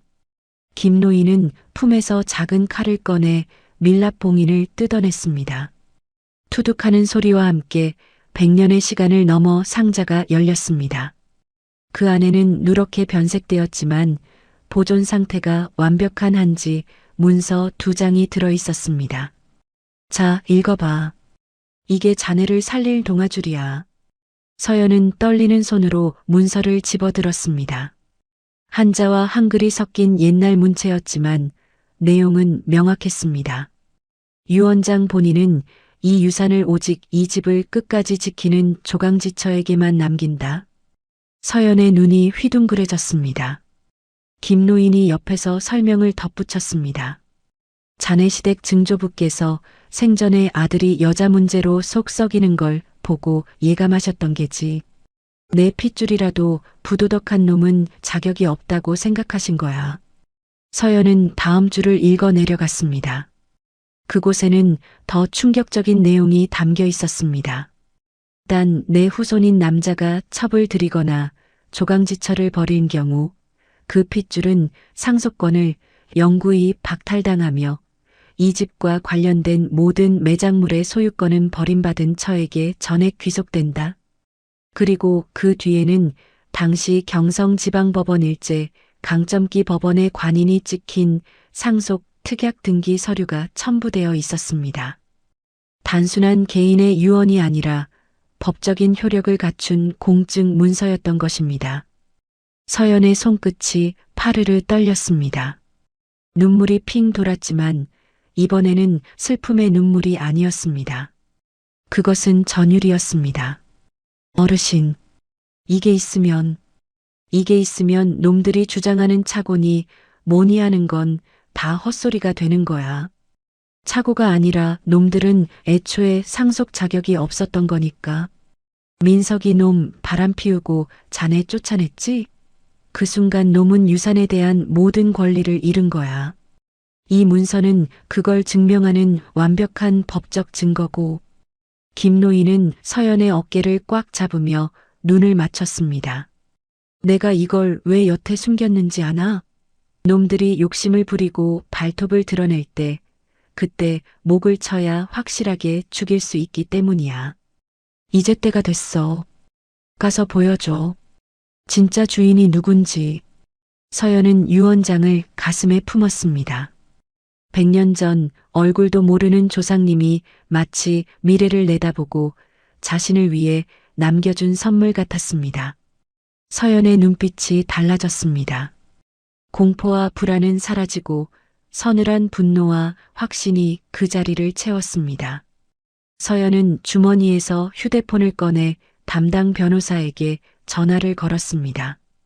밤 11시가 넘은 시간이었지만 상관없었습니다. 변호사님, 접니다. 아, 대표님. 늦은 시간에 무슨 일이십니까? 많이 힘드실 텐데. 아니요, 괜찮습니다. 내일 재판 준비 다시 하세요. 합의는 없습니다. 서연은 창밖을 노려보았습니다. 비에 젖은 유리창 너머로 자신의 얼굴이 비치고 있었습니다. 더 이상 울고 있는 약한 여자가 아니었습니다. 그 사람들 뼈도 못 추리게 밟아줄 증거 찾았습니다. 내일 법원에서 뵙죠. 서연은 전화를 끊고 김노인을 향해 고개를 숙였습니다. 어르신, 감사합니다. 정말 감사합니다. 감사는 다 끝나고 해. 내일 재판장에 나도 갈 테니 자네는 쫄지 말고 당당하게 있어. 알았나? 네. 다음 날 아침 비는 그치고 하늘은 맑게 개어 있었습니다. 서연은 옷장에서 가장 단정하고 기품 있는 검은색 정장을 꺼내 입었습니다. 거울 속에 자신을 보며 서연은 립스틱을 짙게 발랐습니다. 전쟁터에 나가는 장수의 마음가짐이었습니다. 지민아, 엄마 다녀올게. 오늘은 엄마가 꼭 이기고 올 거야. 서연은 잠든 딸의 이마에 입을 맞추고 유언장이 든 가방을 챙겨 현관을 나섰습니다. 또각, 또각. 구두 굽소리가 경쾌하게 울렸습니다. 이제 사냥을 끝낼 시간이었습니다. 재판 당일 법정 앞은 아수라장이었습니다. 서연의 몰락을 구경하러 온 유튜버들과 기자들이 진을 치고 있었고 여기저기서 플래시가 터졌습니다. 서연은 경호원들의 보호를 받으며 묵묵히 법정 안으로 들어갔습니다. 피고석에 앉은 서연의 표정은 차분하다 못해 서늘하기까지 했습니다. 반면 원고석에 앉은 민석과 최 여사는 잔칫집에라도 온 듯 의기양양한 표정이었습니다. 민석은 머리에 왁스까지 바르고 멀끔하게 차려입었고 최 여사는 환자복을 입고 휠체어에 앉아 아픈 척 연기를 하고 있었지만 입가에 걸린 비릿한 미소는 감추지 못했죠. 정숙, 재판을 시작하겠습니다. 판사의 개정 선언과 함께 법정 안에 긴장감이 감돌았습니다. 민석 측 변호사는 국내 굴지의 로펌 소속답게 유려한 말솜씨로 공격을 시작했습니다. 존경하는 재판장님, 이 사건의 본질은 기만과 착오입니다. 피고 정서연은 이혼 당시 해당 가옥에 막대한 가치의 매장물이 있다는 사실을 인지하고 있었음에도 이를 시댁 식구들에게 숨기고 위자료 명목으로 가로챘습니다. 이는 명백한 사기이며 원고 측은 중대한 착오에 빠져 계약을 체결한 것이므로 이 재판 분할은 원천 무효입니다. 방청석에서 웅성거리는 소리가 들렸습니다. 여론은 민석 측의 논리에 설득당하는 분위기였죠. 이어 최 여사가 증인석에 올랐습니다. 그녀는 휠체어에서 힘겹게 일어나는 척하며 눈물을 훔쳤습니다. 판사님, 억울합니다. 저 며느리가 집에 들어온 뒤로 제 아들은 기 한 번 못 펴고 살았습니다. 만삭일 때도 제가 손수 밥에다 바쳤는데 전현희 시어머니인 저를 때리고 밥도 굶겼습니다. 그러더니 결국 제 전 재산인 그 집을 뺏어서 도망간 겁니다. 아이고, 내 팔자야. 최 여사의 거짓 눈물 연기에 방청석의 유튜버들은 와, 진짜 독하다. 시어머니한테 어떻게 저러냐며 서연을 비난했습니다. 민석은 승기를 잡았다는 듯 다리를 꼬고 앉아 서연을 향해 썩소를 날렸습니다. 서연 측 변호사가 자리에서 일어났습니다. 재판장님, 원고 측의 주장은 모두 허위입니다. 이를 입증할 첫 번째 증거를 제출합니다. 법정 정면 스크린에 영상 하나가 재생되었습니다. 3년 전 서연이 하혈하고 쓰러져 입원했던 병원의 CCTV 영상이었습니다. 영상 속 최 여사는 링거를 꽂고 누워있는 서연에게 물건을 집어 던지고 있었습니다. 그리고 서연의 손가락에서 반지를 억지로 빼내고 목걸이를 잡아뜯는 장면이 고화질로 적나라하게 잡혔습니다. 이거 내놔. 내 아들 돈으로 산 거잖아. 화면 속 최 여사의 표정은 악마 그 자체였습니다. 방청석이 찬물을 끼얹은 듯 조용해졌습니다. 어머 세상에. 완전 깡패네 하는 탄식이 흘러나왔습니다. 당황한 최 여사가 저거 조작이야. 요즘 딥페이크인가 뭔가 하는 그거야. 라고 소리쳤지만 서연 측 변호사는 냉정하게 말을 이었습니다. 보시다시피 폭행과 갈취를 일삼은 건 시어머니인 원고 최금자입니다. 피고는 쫓겨나듯 합의서에 도장을 찍었을 뿐 그 어떤 기망 행위도 없었습니다. 민석 측 변호사가 과거의 일일 뿐 금괴 소유권과는 무관하다며 반박하려 할 때였습니다. 서연 측 변호사가 회심의 미소를 지으며 말했습니다. 다음 증인을 신청합니다. 문화재청 자문위원 김영석 님입니다. 법정문이 열리고 말끔한 정장을 입은 김 노인이 당당하게 걸어 들어왔습니다. 그의 손에는 낡은 보자기 하나가 들려 있었죠. 증인석에 앉은 김 노인은 판사에게 보자기를 풀고 그 안에 있던 낡은 흑단 상자와 문서들을 제출했습니다.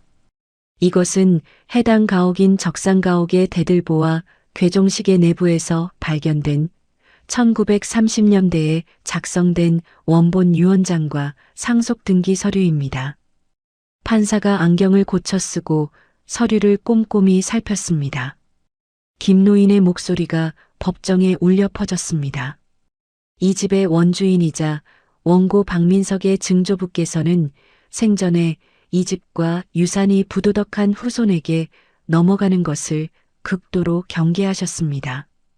그래서 유언장에 특별 조항을 남기셨죠. 판사가 유언장의 내용을 낭독하기 시작했습니다. 본인은 이 유산을 오직 이 집을 끝까지 지키는 가문의 조강지처에게만 남긴다. 민석의 얼굴이 사색이 되었습니다.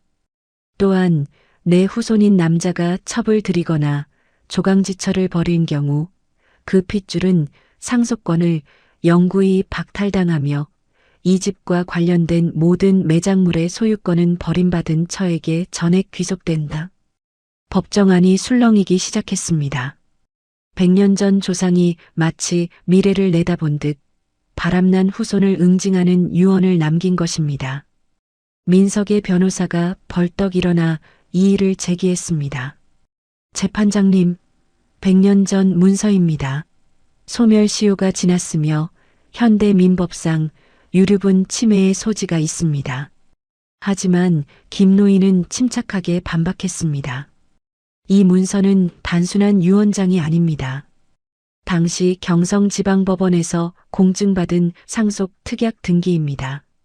토지 대장과 연동되어 있으며 원고 측이 이 집의 소유권을 주장하려면 이 등기상의 특약 조건도 함께 수용해야 합니다. 즉, 박민석이 불륜을 저지르고 아내를 버린 순간 그는 법적으로 상속 자격 자체를 상실한 것입니다.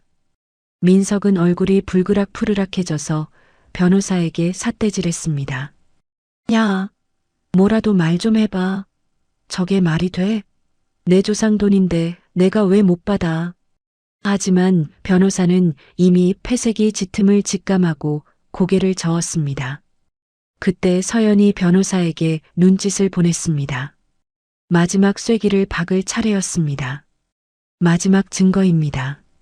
원고 박민석이 최근 내연녀와 통화한 녹취록입니다. 스피커를 통해 민석의 경박한 목소리가 흘러나왔습니다. 야, 걱정 마. 그 여자한테서 돈만 뺐으면 애는 바로 고아원에 버릴 거야. 우리가 그 혹덩이를 왜 키우냐? 돈 챙겨서 바로 하와이로 뜨자니까? 오빠, 진짜지? 나 애 키우기 싫어. 당연하지. 지민인지 뭔지 꼴도 보기 싫어.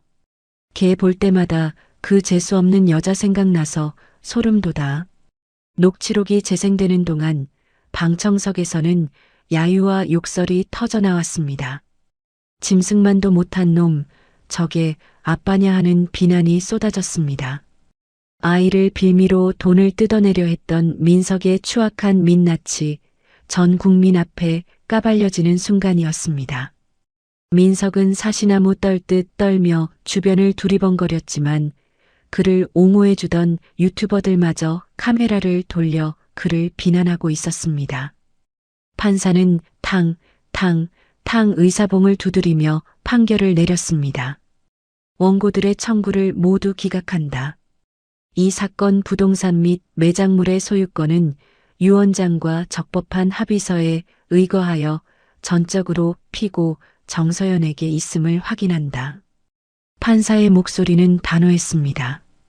또한 원고 박민석과 책임자는 소송 과정에서 위증과 증거 조작, 허위 사실 유포로 인한 명예훼손 혐의가 인정된다. 특히 박민석은 아동 유기 음모 및 사기 미수 혐의가 명백하고 도주의 우려가 있으므로 판사는 잠시 숨을 고르더니 법정 경위들을 바라보았습니다. 법정 구속을 명한다. 뭐? 구속? 내가 왜? 민석이 자리를 박차고 일어나며 발악했습니다. 이건 무효야. 내 돈이야. 내가 그 집 손자라고. 야, 정서연, 너 이대로 끝날 것 같아? 내 돈 내놔. 법정 경위들이 달려들어 민석의 팔을 꺾고 수갑을 채웠습니다. 철컥 하는 차가운 금속음이 민석의 손목을 조였습니다. 이거 나 놓으라고. 엄마 뭐해? 변호사님. 민석은 개처럼 끌려가면서도 끝까지 추태를 부렸습니다. 그 모습을 지켜보던 최 여사는 충격을 이기지 못하고 아이고, 내 아들, 내 돈 하며 거품을 물고 바닥으로 고꾸라졌습니다. 이번에는 연기가 아니라 진짜 실신이었습니다. 엄마. 아수라장이 된 법정을 뒤로하고 서연은 자리에서 일어났습니다. 그녀는 끌려가는 민석과 눈이 마주쳤습니다. 서연은 그에게 싸늘하면서도 묘하게 평온한 미소를 지어 보였습니다. 그것은 완벽한 승자의 여유이자 지난 3년간의 고통에 대한 작별 인사였습니다. 잘 가요. 다시는 보지 말아요, 우리. 서연은 김노인을 향해 고개를 숙여 깊은 감사를 표했습니다.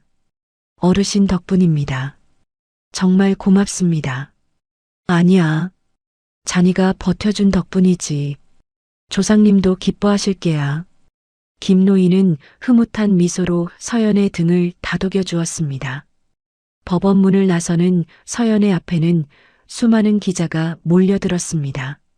하지만 이번에는 비난의 질문이 아니었습니다. 대표님, 승소 축하드립니다. 한 말씀 부탁드립니다. 전 남편의 만행이 사실이었군요. 심경이 어떠십니까? 서연은 쏟아지는 플래시 세례 속에서도 눈 하나 깜짝하지 않았습니다. 그녀는 마이크를 잡고 또렷한 목소리로 말했습니다. 진실은 언젠가 밝혀집니다. 그리고 세상에 쓸모없는 것은 없습니다. 버려진 집도 상처받은 사람도 누군가 알아봐주고 지켜준다면 가장 빛나는 보석이 될 수 있습니다. 저는 앞으로도 제 아이와 저를 지켜준 그 집을 위해 당당하게 살아갈 것입니다. 서연의 당당한 인터뷰는 그날 저녁 뉴스의 메인을 장식했습니다.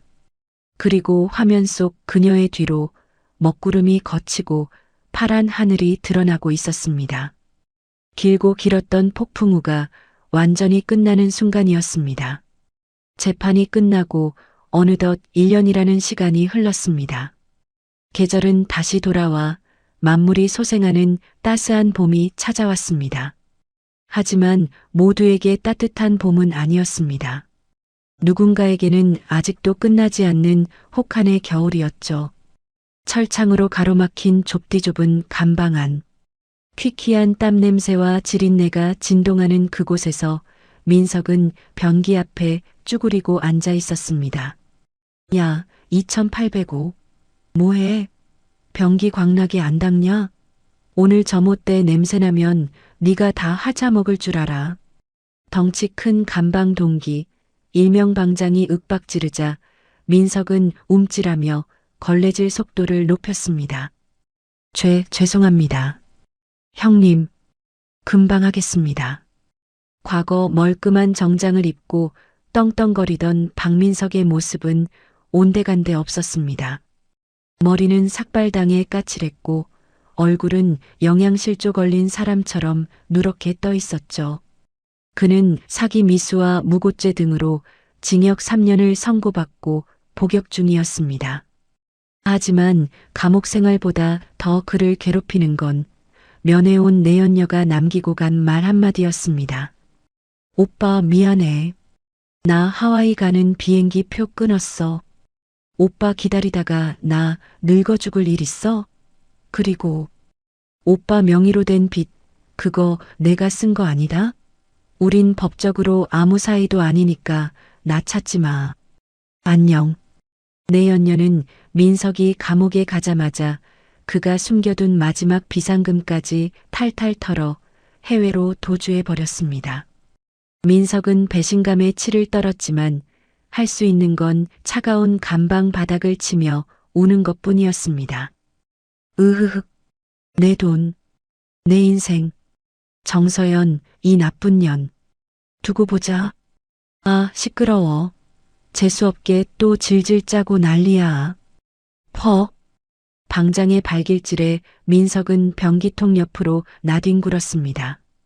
그는 오물이 묻은 바닥에서 비참하게 웅크린 채 자신이 버렸던 아내와 딸을 사무치게 그리워했습니다. 아니, 정확히는 그들이 가진 돈을 그리워하는 것이었죠. 하지만 이미 늦어도 너무 늦은 후회였습니다. 감옥 밖의 최 여사 사정은 더 처참했습니다. 그녀는 벌금을 내느라 월세 보증금까지 털어먹고 결국 달동네 쪽방에서도 쫓겨나는 신세가 되었습니다. 서울역 근처 무료 급식소 앞에는 긴 줄이 늘어서 있었습니다. 그 틈에 꼬질꼬질한 옷을 입고 검은 비닐봉지를 든 최 여사가 서 있었습니다. 할머니, 줄 똑바로 서세요. 새치기 하지 마시고요. 뭐, 할머니? 이놈아, 내가 누군지 알아? 나 500억 자산가 시어머니야. 우리 며느리가 저기 강원도에서 제일 큰 카페 사장이라고. 최 여사가 악을 쓰며 소리치자 주변 노숙자들이 혀를 차며 수군거렸습니다. 쯧쯧, 저 할망구 또 시작이네. 허구한 날 며느리 타령이야. 미쳤어, 미쳤어. 곱게나 미치지. 최 여사는 사람들의 비웃음에도 아랑곳하지 않고 급식으로 받은 식판을 들고 구석에 앉아 허검지겁 밥을 퍼먹었습니다. 밥풀이 입가에 덕지덕지 묻었지만 닦을 생각도 하지 않았죠. 그녀의 눈은 초점을 잃은 채 허공을 응시하고 있었습니다. 내 돈인데. 그거 우리 조상님 돈인데. 며느리년이 훔쳐갔어. 내가 밥도 해줬는데. 그녀는 폐지를 줍는 리어카를 끌고 거리를 배회하며 만나는 사람마다 붙잡고 며느리 욕을 해댔습니다. 하지만 돌아오는 건 미친 노파라는 손가락질과 차가운 멸시뿐이었습니다.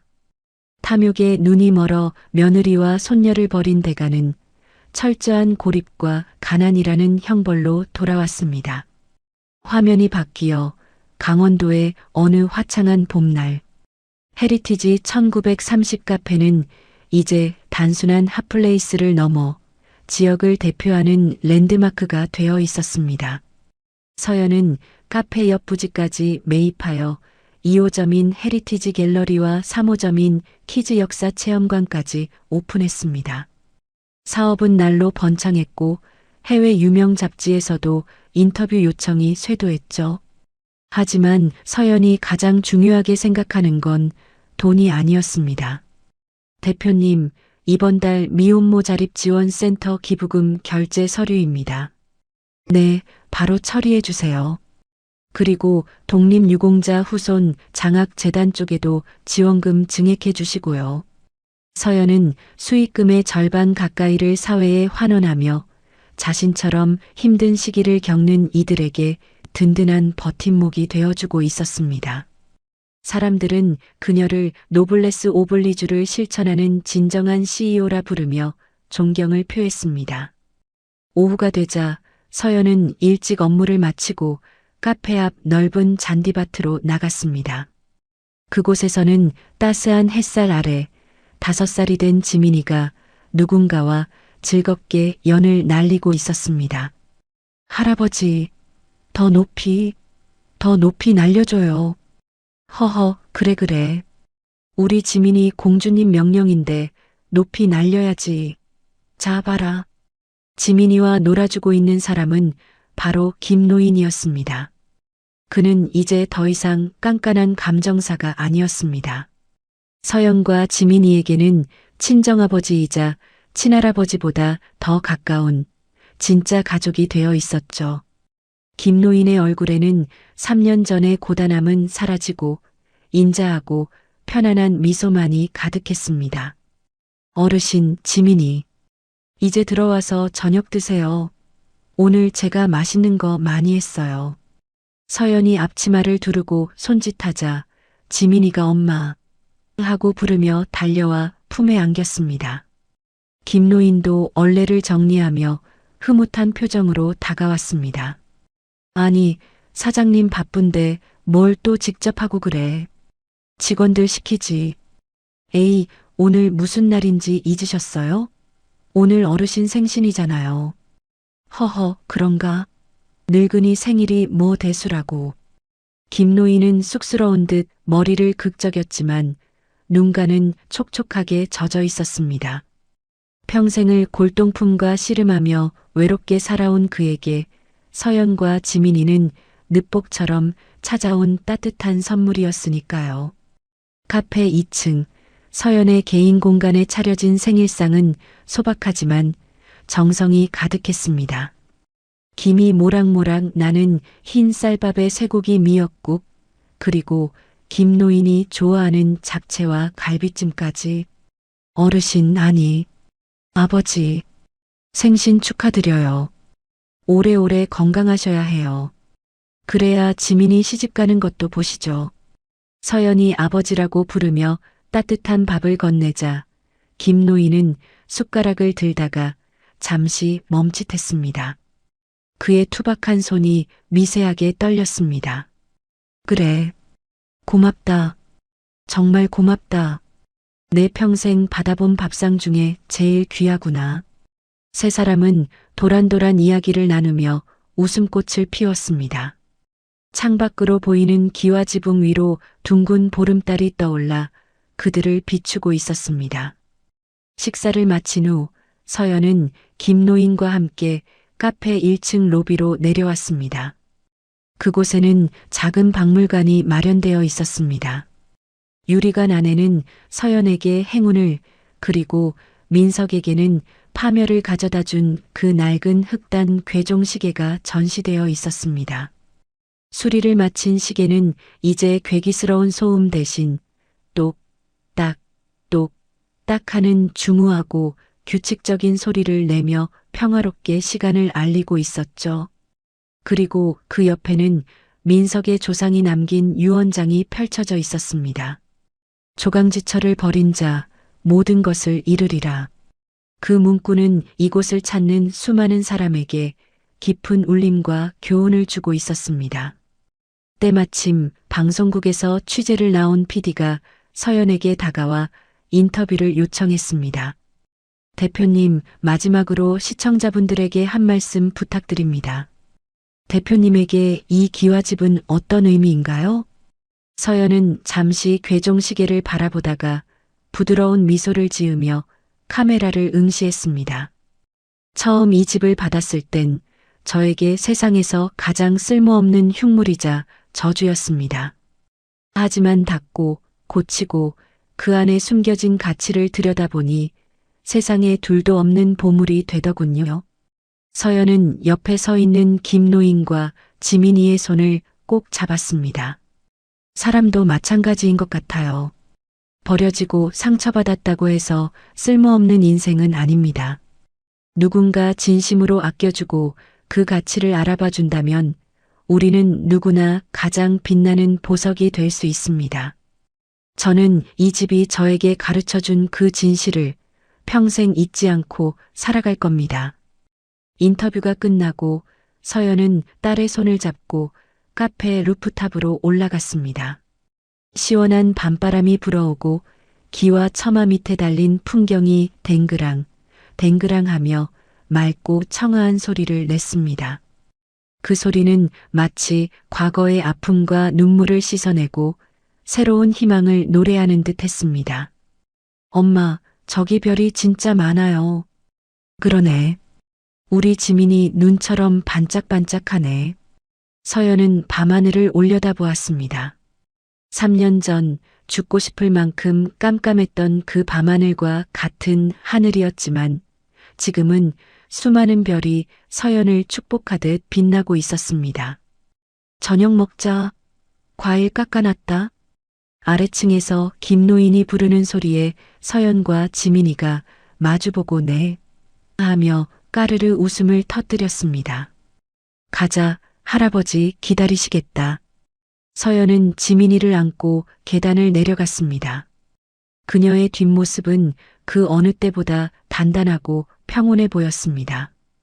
고풍스러운 기와집의 은은한 조명 아래 세 사람의 그림자가 하나로 겹쳐지며 따뜻하게 어우러졌습니다. 쓸모없는 것은 없다. 다만 아직 발견되지 않았을 뿐. 서연의 마음속 독백과 함께 화면은 서서히 멀어지며 아름다운 헤리티지 1930의 전경을 비추고 그 위로 환한 달빛이 쏟아져 내리며 이야기는 막을 내립니다. 여러분, 오늘 사연 어떠셨나요? 자신들의 탐욕과 이기심 때문에 복을 제 발로 차버린 전남편과 시어머니, 그리고 버려진 것의 가치를 알아보고 지켜낸 끝에 진정한 행복을 찾은 서연 씨의 이야기였습니다. 세상에 하찮고 쓸모없는 것은 없다고 합니다. 우리가 무심코 지나치는 낡은 물건도 혹은 지금 힘들고 초라해 보이는 내 자신의 모습도 언젠가 빛을 발할 날이 올 거라 믿습니다. 서연 씨가 닦아낸 괴종시계처럼 우리네 인생도 묵은 먼지를 털어내면 황금처럼 빛나지 않을까요? 지금 힘든 시간을 보내고 계신 분들이 있다면 서연 씨의 이야기를 통해 희망을 얻으셨으면 좋겠습니다.